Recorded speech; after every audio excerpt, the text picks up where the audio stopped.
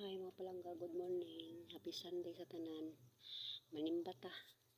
Para kaluyan ta sa Ginoo. Kay mas importante ang unahan ang pagsimba kaysa trabaho. Kay kanang trabaho perminti.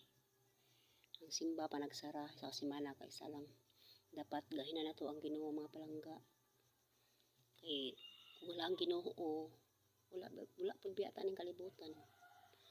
Ang Ginoo ray na nag-iya to ang kinabuhi. Ako ready na ako pagsimba. Kay mga 5:20 maglakaw na ko kay alas 6 man among simba. So nag-ready lang ko daan, nag-ilis ko.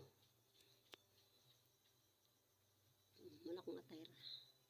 Kung attire nagpalda tapos nag-blouse og puti. Kay mo ang kwan. Mo ang suoton pero na ko uniform. Pero akong uniform is tako man, di ko ganahan dako kay sa kuha. So para na akong suoton. Nice. Ano na siya mga palangga.